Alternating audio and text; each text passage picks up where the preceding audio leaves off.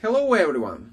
It's been a month now since I've been working on my own project which I called Indie Village. Today I will talk not about the work done over the past week, but also some technical details of the project and its concepts in general. The first thing that probably catches your eye is my experiments with grating snow. I am not very good with special effects and shaders, so I spent a lot of time making a simple snow that would be trampled under the feet of the characters and melt around the building with high temperature. For this I used an additional camera which I placed above the village and which does not render any object except of special white markers placed above the heads of the character and above the heaters. This camera creates a black and white texture like a strategy game map, which is used by my snow shader to move down the vertices on the snow mesh, creating the effect of trampled and melted snow. Then I used an additional script that slowly restores the height of the vertices,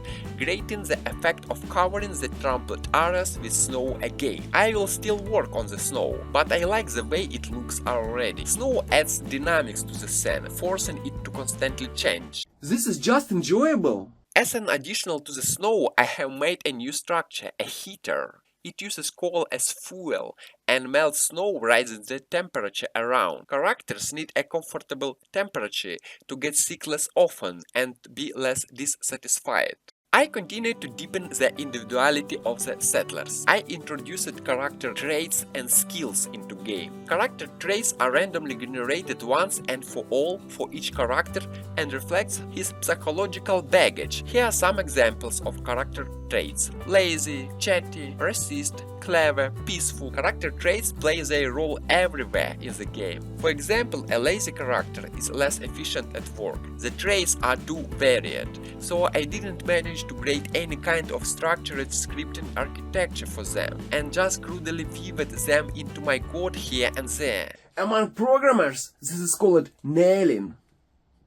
Unlike characters' traits, skills change over time. If you put a character to work in a forge for a long time, then his blacksmith skill will gradually increase. Examples of skill: blacksmith, traveler, researcher, warrior. Skills will be able to be pumped not only directly when performing work, but also with help of items and accessories. I like the concept of putting a wizard head on a dumb orc, which will increase his research skills and then set him in a lab to develop new technologies. The stats of the character, his traits and skills are woven into a unique combination, giving him individuality. This creates an interesting new logistical challenge for the player. Play settlers to perform work in a way that maximize efficiency. Thus, the general scheme of my game is such: the player's goal is to ensure the survival of the settlement for a long time in difficult natural conditions. To do this, you need to maintain a strong economy and extract enough resources. This requires effective work of characters in buildings and mines. And finally, for this, it is necessary to place a character in workplaces smart and solve their social problems so that a high level of dissatisfaction does not affect the effectiveness of their work.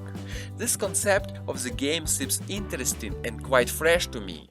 In general, many video games have efficiency as their key mechanic. For example, Factorio, FrostPunk, City Skylines, OpenTTD, RimWorld, and among board games, this is a separate genre of Euro strategies. Write to the comment which are the games with emphasis on efficiency you know. It will be interesting to read. As you can see, the efficiency of the settlers plays a big role in my project, so I went ahead and made the indicators very transparent to the player. When you point your mouse to the portrait of an employee in any building, you see a detailed description of which parameter and by what percentage affect his work in this place. Everything is clearly visible. I want the calculations to be clear to the player and so that he can make an informed choice. I also added all this information about traits and skills to the character window and made my favorite hover tooltips. At the initial stage of the game, the player will need a clear understanding of where and why this content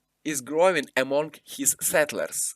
Therefore, I made available in the character window a record of each change of dissatisfaction and its reason. To fight the dissatisfaction of the characters in the game, I created the first building, a pub, where the settlers can spend their free time. Bartender characters should work in the pub, preferably with a high level of charisma, such traits as sociability and tolerance, and possibly with the skill of cooking, because the process of restoring a good mood to visitors also has its effectiveness. I've already created the city event mechanic. This is when something happens in the settlement and the player is asked to make some kind of choice, sometimes difficult, sometimes moral. The first event I programmed is brawl in the pub. Several characters get into a bar fight, and the player has to decide who to punish for this incident. As option, you can punish not only the bad guys, but even the bartenders who worked in this shift. To solve the brawl in the pub, I made 5 choices. At the same time, I resorted to an interesting trick. I randomly shuffle the answer buttons so that when the player has to face the same event a second or third time, he don't automatically press his previous choice on the same button.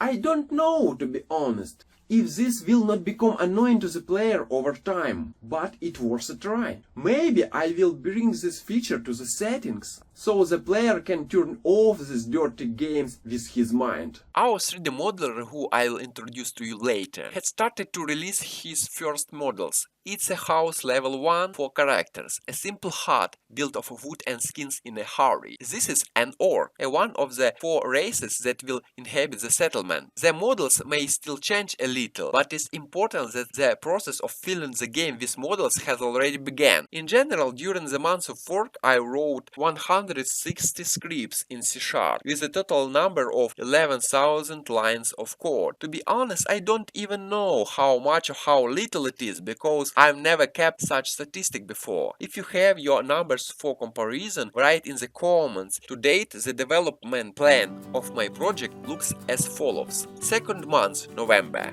Complete all mechanics and fill them with content. The third month, December. Complete all the mechanics by 100% and complete the 3 missions planned for the release of the game, as well as possibly the first closer testing of the game. First and last month, January. Localization of the game, polishing, player testing of missions, adjustment of difficulty levels, final implementation of all 3D models and interface from the artist into the game. As for a release itself, I think it is possible somewhere closer to the spring of 2025. Why not March 1st? Summing up at the end of months of the fruitful work, I can say that my project is steadily moving in the planned direction. Work on it entered a calm, measured channel, completely fills my days and even became a little mundane. I am moving forward without slowing down. There is still much to be done. If you are interested in this story, just subscribe to the channel, write comments or contact me in any possible way, and I will continue to keep you updated. Bye. And among board games, this is a separate genre.